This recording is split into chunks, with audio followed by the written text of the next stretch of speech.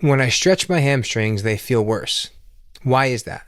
So when it comes to the hamstrings, there is something out there. I don't know why.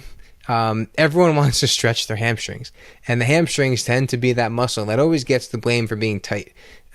Maybe it's because of gym class back when we were younger, we would have to stretch our hamstrings.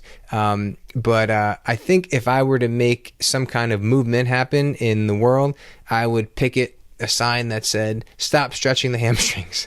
In all seriousness, and this goes for other muscles too, not just the hamstrings.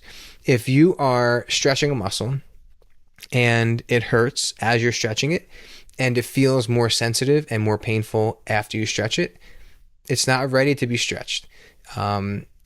Stretching is not something that should be done like taking a multivitamin. It's not necessary for overall longevity or injury reduction. But if you are stretching your hamstring and it is painful, that means that that muscle's not ready to be stretched. With that said, stretching may have its place in the calm it down section of things that we do to help with injury reduction and management. So if you are stretching something and it's painful, it's your body telling you that it's not ready to be stretched. So let's take a hamstring tear, for example. Say someone has a high hamstring tear that happened at the bottom of a Romanian deadlift. Not uncommon in our population. So they feel a pop at the bottom of the deadlift and they're having difficulty walking. They can't hip hinge forward because it's painful. I have done this personally, and I worked with people who have done this. It's not a great feeling. I was Romanian deadlifting, and this was probably over 10 years ago. Good form, wasn't bouncing at the bottom or anything like that. And gosh, just thinking about it, I feel my hamstring tightening up. At the bottom of the deadlift, I felt a pop and a pull in my right hamstring, up real high up near like my glute. And I would have bet every penny that I had ripped my entire hamstring off of my pelvis. That's how it felt. So I stood up, and after any kind of injury, if anyone has played rough around when they were kids, and you hurt your sibling or you fall off of something, there's like that 5 seconds when you do like that quick assessment of yourself, like, oh my gosh, am I bleeding? Is anything broken? Can I feel my feet? Can I stand? That's kind of what I did. So I stood up, walked around, felt okay, tried to hip hinge, no good. So I actually finished the workout. I was able to, couldn't squat with a free squat like a barbell because of that kind of like that hip hinge and like your, where you kind of sit back and arch your back a bit with a squat. Couldn't do that, but I was able to do leg press and hack squats. I was also able to do leg curls, funny enough, but a lying leg curl, so lying on a prone hamstring curl, where my hip was in extension, so my hip was straight, and I was just bending my knees. Could not do a seated hamstring curl because that is the lengthened position, the fully lengthened position of the hamstrings. The stretch position of a seated leg curl is basically a Romanian deadlift just turned on its side. So it kind of made sense. And so I did the lying hamstring curl, and that felt okay. And I just modified my training and was able to train around it. And then weeks later, I gradually worked back into Romanian deadlifts. So that was my experience with it. But anyway, so originally I tried to stretch it because this was before I really knew what I was doing in this field, and I just stretched it. I figured my hamstring needed to be stretched because that would make it looser, help it heal better. I don't know what I was thinking, but it would get way worse when I would stretch it, and it would hurt as I was stretching it. And I remember thinking, "Ooh, that hurts so good. That must be doing something good in there." But I was probably just prolonging the healing process and making it more sensitive and getting it more pissed off. So in that instance, stretching is not a good thing. I would say hold off on stretching if when you stretch your hamstring it hurts more. I would say lean into walking. Walking could be a great way to create an environment for healing without being directly on the tissue, the injured tissue at hand. Focusing on your sleep, and making sure that you are moving that joint and that muscle as much as you possibly can and loading it as much as you can without pain. So if you can do a hip hinge, like a Romanian deadlift type movement with nothing, like a broomstick, and that doesn't hurt, beautiful. Do that over and over and over and over again. So as much as you can do. You don't want to just lay off of everything.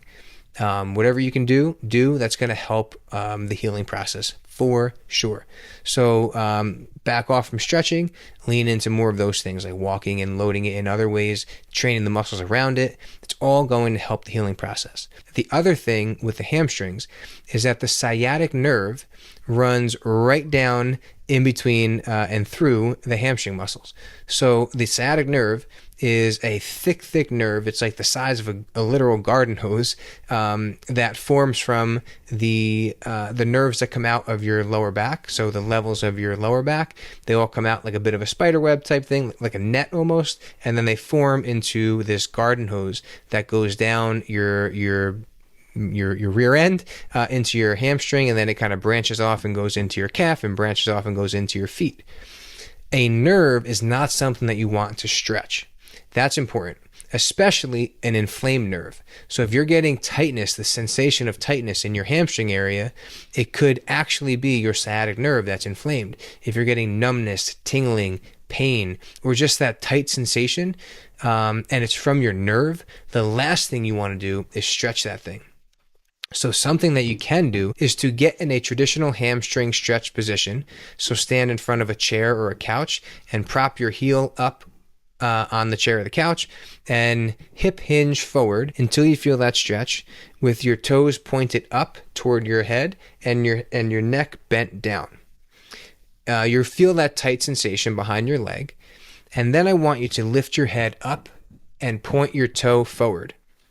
If you relieve the tightness in your hamstring with those two movements, it is likely nerve related because your nerve is connected to your spinal cord. Your spinal cord is connected to your head and goes down to your toes as well. So like we said, that sciatic nerve starts in the lower back, which is connected to the mid back and the neck all the way up to the head.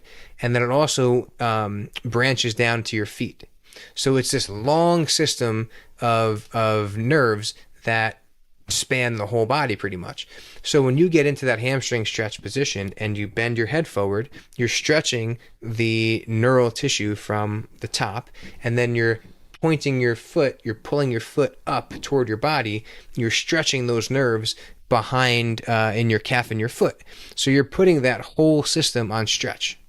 An irritated nerve will definitely be symptomatic in that position. Now, when you lift your head up, you put it on slack up by your neck, and then when you point your foot forward, you put all those nerves on slack in your foot and your calf. So if that relieves the symptoms, then that means that it is likely due to your nerve and not your hamstring. If you feel an equal stretch with those movements, so if you pick your head up and if you point your foot forward and you still feel that tightness in your hamstring, then it may be your hamstring. Even so, even if you've gone through that kind of quick and dirty way to figure that out and determine that it's probably not your nerve and it's your hamstring, there's no need to really stretch the hamstring. If hamstring stretching was a surefire way to make your hamstring feel better, then maybe we can do it, but why risk it? Why risk stretching that area of your body if it could possibly be pissing off a sciatic nerve, which is something you don't want to piss off. So yeah, I would definitely make sure that you are 100% positive that it is not nerve symptoms that you're feeling. If you feel better after stretching, by all means, keep doing it. But if you are stretching that area of your body and it feels worse afterwards, then either number one, the hamstring is not ready to be stretched if it just experienced some kind of trauma like a tear in the Romanian deadlift, for example, or it is actually your sciatic nerve that you're stretching and not your hamstring. In both cases, the answer is to stop stretching that area of your body and start leaning into things like walking and loading that tissue in ways that will not provoke it.